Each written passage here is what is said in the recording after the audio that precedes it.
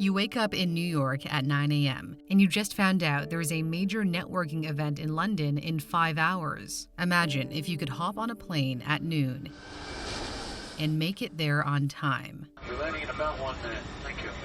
That would be impossible right now by plane, but not by rocket.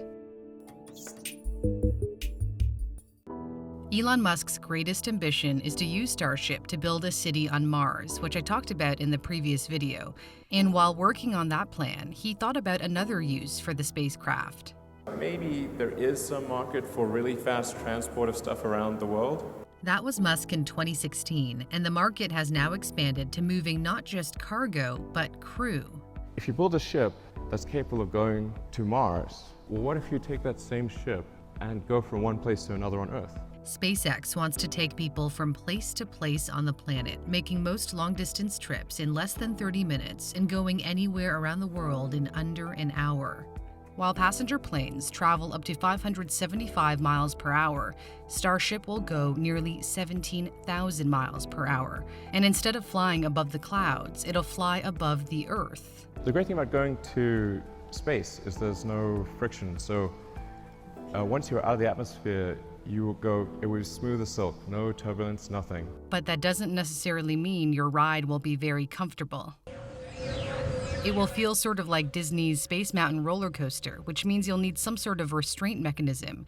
And if you feel a little queasy, there won't be any toilets or other amenities like a kitchen galley in order for Starship to carry a lot more people. If it were making a trip to Mars, there would have to be cabins and common areas because it would take months to get there, and that would limit the number of passengers to 100, whereas Earth-to-Earth travel allows Starship to hold 1,000 passengers. In order to board the spacecraft, you would need to take a boat to the site of the rocket launch, which is on a floating platform called a spaceport. After going beyond Earth, it re-enters the atmosphere and arrives at a floating spaceport in another city. Since Starship is fully reusable, the price of a ticket will be drastically reduced, but that doesn't mean it will be cheap. We don't yet know how much a trip will cost, but a CNBC reporter quoted SpaceX's president and COO, Gwynne Shotwell, saying at an event in 2019 that it will be cheaper than a first-class ticket, but a little more than economy. Shotwell has also said previously that it would be less than a business-class fare. So it's still unclear what the price will be, but here's an example of round-trip plane tickets from London's Heathrow Airport to New York's JFK about a month from now. An average economy ticket is around $400. For business class, it's $4,000, and for first class, about $5,000. Besides the price, there's another big consideration SpaceX will need to address. Rockets are really noisy. That's the sound of one Raptor engine that powers Starship. There are currently 31 of these planned for the Super Heavy booster, which lifts Starship into orbit, while another 6 are located on Starship itself. However, Musk has said Starship could actually make trips under 6,200 miles without the need for the booster. And instead, the spacecraft would fly with an additional 2 to 4 engines. But because it would still have an impact on residents, the spaceport will be located 20 miles offshore, which means getting there could take more time than the actual flight. As a comparison, the journey from New York's Grand Central Terminal to JFK Airport is about 14 miles. Musk has suggested a Hyperloop transit system traveling hundreds of miles per hour could ferry people to the spaceports really quickly. And while SpaceX works out all its plans, the airline industry is also trying to cut down on travel time.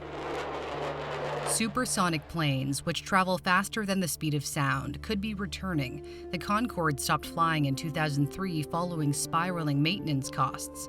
A company called Boom Supersonic is now developing the Overture, which would cut flight times by plane in half. So a trip from New York to London would be 3 hours and 15 minutes. It would be the price of a business class ticket, and the aim is to have commercial flights by 2030. It's unclear if SpaceX's Earth-to-Earth plans will be scaled up to take off before then, but Musk says test flights could start as early as 2022 or 2023, and eventually it will be real.